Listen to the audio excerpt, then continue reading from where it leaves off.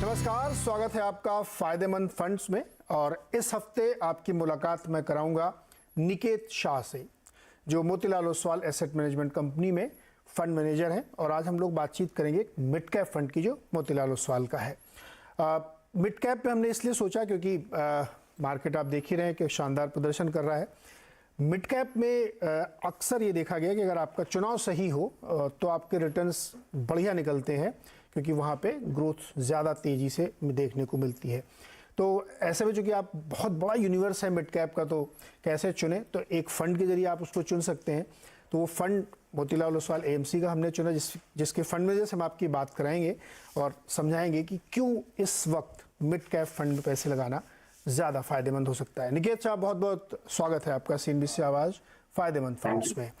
तो इससे पहले निकेत जी हम लोग चर्चा करें फंड की, थोड़ा सा मार्केट भी समझते हैं आपसे। जिस इन्वायरमेंट में आप ये फंड चला रहे हैं, इस वक्त हम लोग देखें तो भारत के बाजार दुनिया के ज़्यादातर, या मैं कहूँ 90% मार्केट को आउट परफॉर्म कर रहे हैं। तो ऐसे में कोई चिंता इस वक्त, कोई डर कि मार्केट अचानक से इतना आउट परफॉर्म कर रहा है? नहीं, तो मैं अगर कहूँ तो डर की तो कोई बात ही नहीं है यहाँ पर। अगर आप देखें जितने भी ग्लोबल फैक्टर्स हैं जिसके वजह से मार्केट्स में थोड़े कंसर्न्स थे, कहीं ना कहीं वो सभी ग्लोबल फैक्टर्स आज रिसीड हो रहे हैं। अगर मैं यूएस इन्फ्लेशन की बात करूं, तो अगर हमने लास्ट महीने देखा है, ये महीने का भी जो डेटा आने वाला है, हमारा एक्सपेक्टेशन है कि ये डेटा विल सरप्राइज पॉजिटिवली। तो कहीं ना कहीं on the macro side and on the external side तो कोई रिस्क दिख नहीं रही है आज की तारीख में। अगर इंडिया की बात करें तो अभी भी कहीं पे भी कोई स्लो डाउन की ऐसी गुंजाइश नहीं दिख रही है। अगर आप क्रेडिट ग्रोथ देख ले बैंकिंग सिस्टम का, तो कहीं ना कहीं वो भी हायर डबल डिजिट ग्रोथ की तरफ चल रहा है।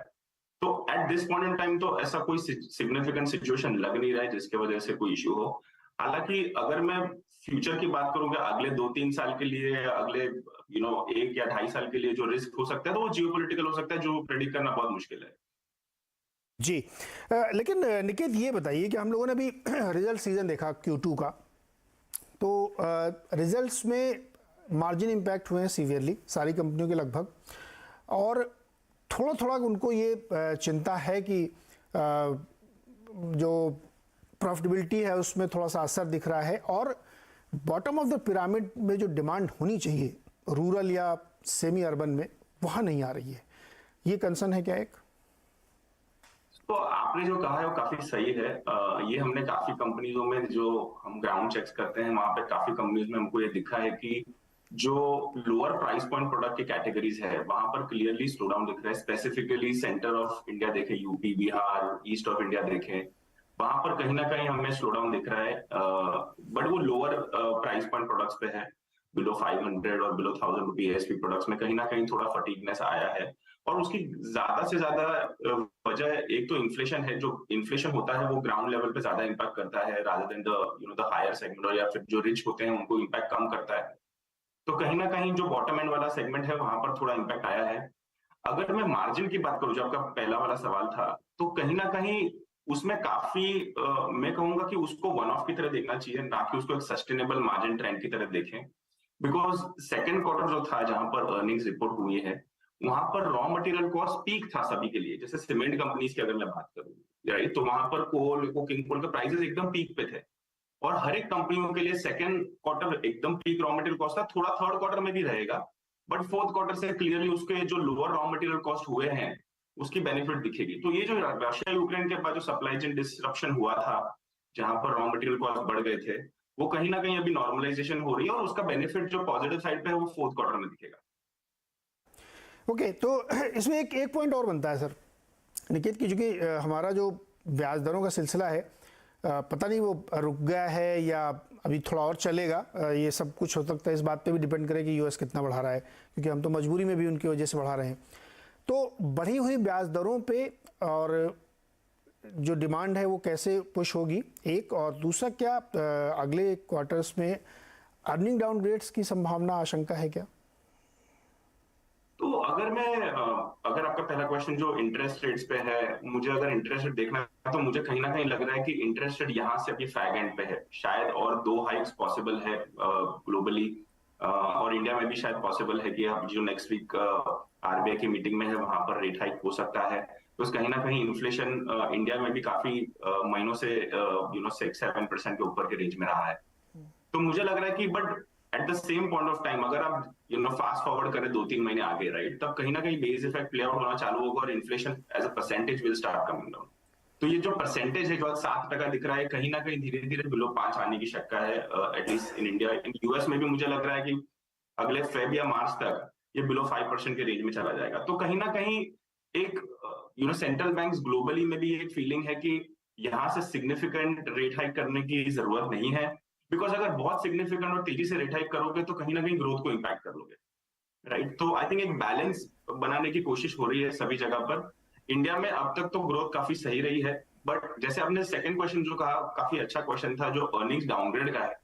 हमने देखा है 70% ऑफ मिड कैप कंपनीज में सेकंड क्वार्टर में अर्निंग्स डाउनग्रेड हुए हैं। मिड कैप 150 की जो हमारी इंडेक्स है, वहां पर 70 कंपनियों में अर्निंग्स डाउनग्रेड हुए हैं। और हमें लगता है कि शायद वो थोड़ा एक्सेलरेटेड हो सकते हैं at least in the third quarter. जितने हम चेक्स कर रहे हैं अक्टूबर नवंबर में, कहीं ना कहीं एक स्लो डाउन की फीलिंग आ रही है, कहीं ना कहीं एक फटीग आ रहा है, एटलीस्ट जैसे मैंने कहा सेंटर ऑफ इंडिया में या ईस्ट ऑफ इंडिया में। तो कहीं ना कहीं मुझे लग रहा है कि थर्ड क्वार्टर में अभी भी थोड़ा प्रेशर रहेगा सेल्स ग्रोथ पे मिड कैप कंपनियों के। बट मुझे लगता है फोर्थ क्वार्टर में most of those things will come back, because जैसे अगर आप देखें sales growth beyond a point आप कितना स्लो डाउन की बात करेंगे, राइट। तो एक सर्टेन पॉइंट ऑफ टाइम के बाद फोर्थ क्वार्टर में मुझे लगता है मार्जिन कहीं ना कहीं बेनिफिट करेगा, जिसकी वजह से आपका बॉटम लाइन ग्रोथ फिर से एक बार डबल डिजिट रेंज में आ जाएगा। हाँ, परफेक्ट हो चुकी। कम्युनिटी प्राइसेस भी काफ़ी तेज़ी से नीचे आए हैं ग्लोबली, तो उसका भी असर देखिए। क्योंकि एक आध मैनेजमेंट से मैंने पूछा तो उन्होंने कहा कि हम लोगों ने बहुत हिट लिया है इस क्वार्टर में, सेकेंड क्वार्टर में, तो वो आगे जाके आपको मार्जिन इम्प्रूव होते हुए दिखें, क्योंकि वन टाइम में ही तगड़ा हिट हो गया है। तो वो एक इनके लिए अच्छी खबर ये हो सकती है। देखिए, तब आपके फंड पे आते हैं। मिड कैप फंड है और इस फंड ने हर टाइम फ्रेम में आउट परफॉर्म किया है इंडेक्स को और बहुत ही बेहतरीन रिटर्न दिए हैं। आप लोग जाके इसको वेबसाइट पे चेक भी कर सकते हैं। CAGR अगर आप एक साल के जरिए से देखेंगे तो 20-21% का है और ये बहुत ही रोबस्ट माना जाएगा। 3 साल में भी आप देखेंगे तो और ज़्यादा बढ़िया 20-25% का है। तो मिड कैप फंड में जो लोग पैसे लगाने आते हैं उनके मन में कहीं ना कहीं ये रहता है कि हम ज़्यादा ग्रोथ अचीव कर पाएंगे और ज़्यादा पैसे बनेंगे, क्योंकि कंपेरेटिवली यहाँ पे ज़्यादा तेज़ी से चीज़ें बढ़ती हैं। तो मैं देख रहा था कि आपका जो फंड है इसमें कुछ जगह पे ज़्यादा कंसंट्रेशन है, जैसे आपने ऑटो कंपोनेंट और कंज्यूमर ड्यूरेबल में बहुत तगड़ा कंसंट्रेशन कर रखा है। कोई खास वजह इसकी? सो नीरज जी, अगर हम देखें तो हम एक बॉटम्स अप फंड हाउस है rather then top down approach. ऐसा नहीं कि हम टॉप डाउन नहीं सोचते हैं, बट हमारी क्लियर फोकस रहती है बॉटम्स अप अप्रोच। और ये जो सेक्टर्स की आपने बात की जहां पर कॉन्सेंट्रेशन काफी ज्यादा है, ये हमने डे वन पे नहीं किया है। हम जैसे हमारी जो लार्जेस्ट होल्डिंग है ट्यूब इन्वेस्टमेंट, यहाँ पर हमने पहले 6 से 7% की पोजीशन बनाई थी, बिकॉज कहीं ना कहीं हमारा व्यू था कि हम ईवी साइकिल कैसे खेलें इंडिया में अगले 5 से 7 साल तक। अगर हमको ईवी का पेनिट्रेशन बढ़ रहा है, उसकी साइकिल हम कैसे खेलें। तो जब हमने एनालिसिस किया तो हमने देखा कि 2 व्हीलर में पैसा नहीं बन सकता है, 4 व्हीलर में पैसे नहीं बन सकते ईवी सेगमेंट में, तो पैसे बनेंगे 3 व्हीलर, ट्रैक्टर और एलसीवी कैटेगरी में, जहां पर ट्यूब इन्वेस्टमेंट फोकस कर रहा है। दूसरी इंपॉर्टेंट बात यह है कि हमारे लिए कैश फ्लो एनालिसिस बहुत इंपॉर्टेंट है। तो हम हर कंपनी का कैश फ्लो बहुत क्लोजली मॉनिटर करके क्लोजली फॉलो करते हैं। बट इससे भी ज्यादा इंपॉर्टेंट यह है कि हर कंपनी जो कैश फ्लो जनरेट करती है, क्या वो अपने धंधे में री इन्वेस्ट कर सकती है या कोई नए business with in that business में री इन्वेस्ट करके फिर फर्दर स्केल अप कर सकती है। तभी लीथल एक स्ट्रक्चरल रिटर्न बनता है। अदरवाइज बहुत सारी कंपनियों में आप देखते हो कि फ्री कैश फ्लो जनरेशन बहुत अच्छा है, बट री इन्वेस्टमेंट अपॉर्चुनिटीज नहीं। सो ट्यूब में कहीं ना कहीं मुझे ऐसा लग रहा है कि ईवी की एक बहुत बड़ी अपॉर्चुनिटी आ रही है। उन्होंने दूसरा एक कहा है कि मोबाइल कंपोनेंट मैन्युफैक्चरिंग उनको करना है इन इंडिया, जो आज के तारीख में काफी हद तक इंपोर्ट हो रहा है। मेडिकल डिवाइसेस में वो लोग जा रहे हैं, जहां पर आज भी लार्जली इंपोर्ट हो रहा है इंडिया में।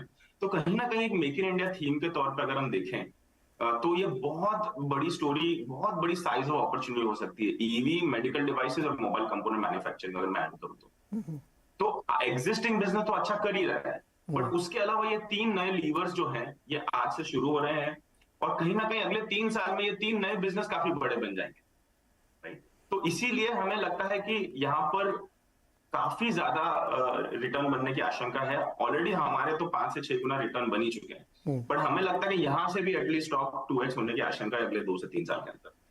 तो इसीलिए हमने ये स्पेसिफिक स्टॉक को चुना है विद इन दैट सेगमेंट जहां पर हम सिग्निफिकेंटली ओवरवेट हैं। दूसरी जब मैं कंज्यूमर की बात करूं, जैसे आपने कहा कि हम वहां पर भी ओवरवेट है तो काफी सही है, तो दो स्टॉक्स पे हम ज्यादा ओवरवेट वहां पर, एक है फीनिक्स मिल्स और दूसरा है कैंपस फुटवेयर। फीनिक्स मिल की अगर मैं बात करूं तो आप देखिए कोविड के बाद काफी मॉल्स शट हो गए हैं इंडिया में, राइट, जहां पर उनका परफॉर्मेंस छोटा था या साइजेस छोटे थे, तो 0.5 मिलियन स्क्वायर फीट के नीचे की जो साइज थी वो मॉल्स में कहीं ना कहीं एक गोस्ट टाउन जैसे बन गए। एट द सेम टाइम जो नए स्ट्रॉन्ग प्लेयर्स थे जिन्होंने सोचा था कि हम मॉल खोलेंगे, उन्होंने भी कहा कि कोविड के बाद कि हमने मॉल नहीं खोलना है, हम देखेंगे पहले एनवायरमेंट को फिर सोचेंगे। At the same time Phoenix ने कहा नहीं, हमारा जो एक्सपांशन है, हम 7 मिलियन से हमको 15 मिलियन जाना है अगले 3 से 4 साल के अंदर, हम वो कंटिन्यू करें। जब हम आज सोचते हैं, आज परिस्थिति ऐसी बैठी है कि मॉल की ग्रोथ वापस आ रही है, कंजम्पशन जो है मॉल में वो काफी स्पीड से तेजी से वापस आ रहा है, वो actually 25 to 30% pre Covid level के ऊपर चला गया है। दूसरा, हम कंपटीशन इंटेंसिटी की बात करें तो कोई नया मॉल इंक्रीमेंटल नहीं आ रहा है, एटलीस्ट मुंबई की अगर मैं बात करूं तो कोई नए इंक्रीमेंटल मॉल्स नहीं आ रहे हैं, तो एक कहीं ना कहीं एक क्लियर 3-4 साल का रनवे दिख रहा है। और तीसरी अगर मैं बात करूं जो खुद के एक्सपांशन की बात है, तो फिनिक्स की कहीं ना कहीं स्क्वायर फीट डबल कर रही है, 7 मिलियन टू 14 मिलियन जाने का जो उनका प्लान है, उसमें से 4 नए मॉल आ रहे हैं अगले 6 महीने के अंदर। तो कहीं ना कहीं जो कैगर ग्रोथ की हम बात करें तो अगले 2 से 3 साल तक 30% कैगर ग्रोथ अर्निंग्स का ये क्लियरली विजिबल है, बिकॉज ये मॉल ऑलरेडी प्री लीज हो चुके हैं।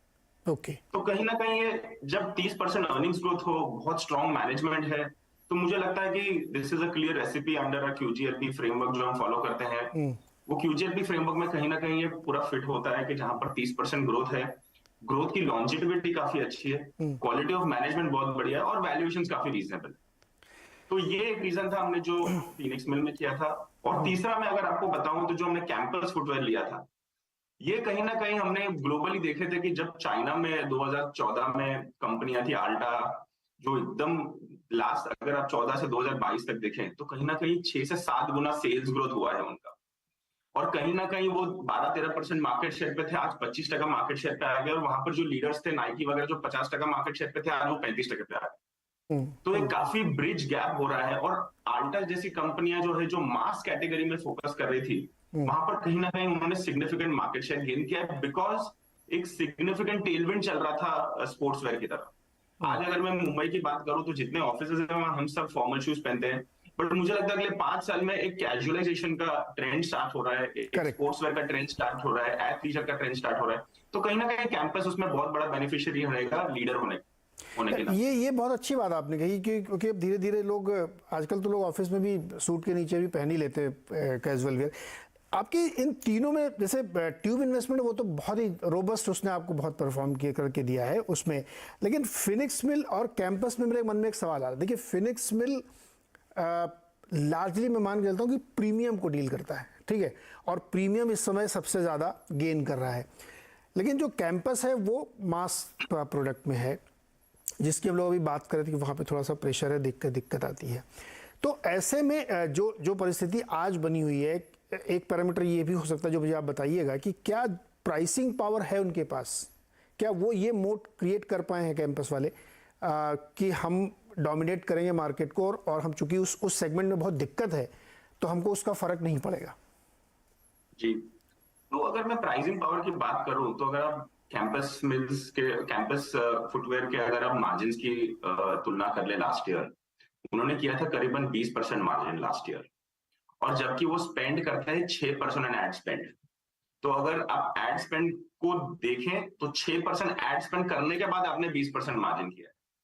पर अगर आप दूसरी फुटवेयर कंपनियां देख लें, किसी का भी 2% के ऊपर का एड स्पेंड नहीं है, राइट। अगर मैं बाटा की बात करूं या अगर मैं दूसरे कॉम्पिटिटर की बात करूं तो आप देखिए कहीं भी 2% के ऊपर एड स्पेंड नहीं, और मार्जिन कहीं ना कहीं 20% से ज्यादा है। तो जब अगर आप 20% मार्जिन करो उसके बाद 6% आप एड स्पेंड भी करो, कहीं ना कहीं एक दिख रहा है कि आपकी मार्जिन प्रोफाइल जो है काफी स्ट्रांग है। At the same time pricing power है बिजनेस में। हैविंग सेड दैट, अभी रिसेंटली हमने देखा है कि ये लोग ने प्राइस इंक्रीज नहीं ली है, right, because environment at least in the centre part of India या ईस्टर्न पार्ट ऑफ इंडिया थोड़ा वीक है, उन्होंने प्राइस इंक्रीज नहीं, but at the same time raw material cost भी कम हो रहे हैं। तो कहीं ना कहीं अगर आपको फोकस है at this point in time her company का कि मैं मार्केट शेयर गेन करूं, जितने भी अनऑर्गेनाइज सेगमेंट थे या जो चाइनीज इंपोर्ट्स होते थे यहाँ पर, उनके बराबरी में आज एक मार्केट शेयर गेन करने का सुनहरा अवसर मिला है।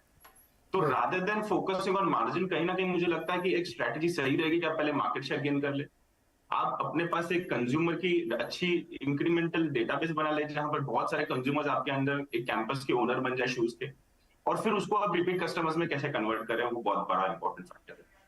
तो मुझे जी। अगर दूसरी बात मैं कहता हूँ, जो स्लो डाउन की जो आपने बात कही, कहीं ना कहीं हमने देखा कि ऑनलाइन की ग्रोथ अभी भी स्लो नहीं हो रही है। तो जो ग्राउंड लेवल रियलिटी है वो डेफिनेटली सही है जो आपने कहा, और मैं काफी अग्री करता हूँ जिससे, बट ऑनलाइन कहीं ना कहीं अभी भी बहुत स्ट्रांगली ग्रो कर रहा है, और कैंपस के लिए करीबन 35 से 40% रेवेन्यू ऑनलाइन से आता है, जहां पर अभी भी कोई स्लो डाउन दिख नहीं रहा है।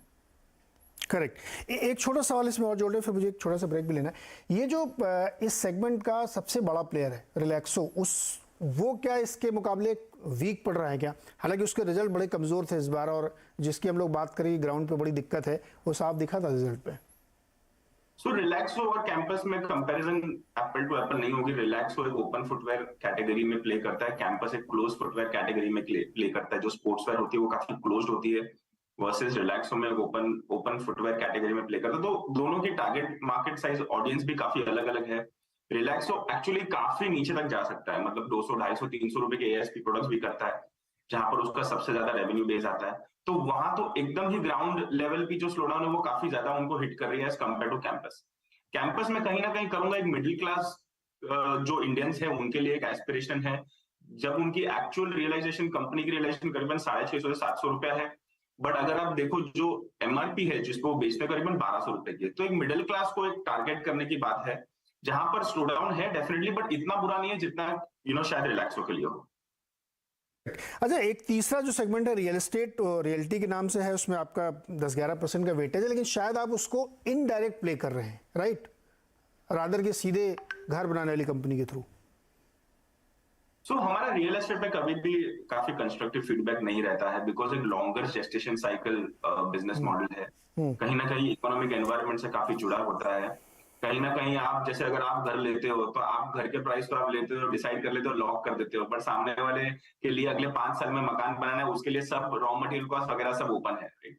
तो कहीं ना कहीं ये बिजनेस मॉडल में हमने देखा है कि बहुत लॉन्गर जेस्टेशन साइकिल्स है, और कहीं ना कहीं रिटर्न बहुत सिक्लिकल है। रादर देन हम विद इन रियल एस्टेट में हमने सोचा कि फिनिक्स मिल एक बहुत बड़ी ऑप्शन है जहां पर रिटर्न काफी स्ट्रक्चरल है रादर देन सिक्लिकलिटी। तो हम सिक्लिकलिटी से जनरली अवॉइड करते हैं कि जहां पर सिक्लिकल स्टॉक्स हो, जहां पर रिटर्न्स बहुत वॉलेटिलिटी हो, ड्रॉडाउन्स बहुत ज्यादा हो, हम कहीं ना कहीं उसको अवॉइड करते हैं। हम कहीं ना कहीं स्ट्रक्चरल स्टॉक्स पे काफी बिलीव करते हैं।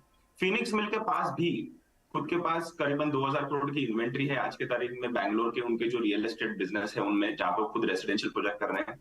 तो कहीं ना कहीं वहां छोटा सा रेसिडेंशियल पार्ट है जो हम खेल रहे हैं, और उनके पास एक कमर्शियल सेगमेंट भी है जहां पर हम खेल रहे हैं। बट मॉल कहीं ना कहीं सबसे ज्यादा पार्ट है प्रॉफिटेबिलिटी का, करीबन 80 से 90% प्रॉफिटेबिलिटी मॉल से आती है।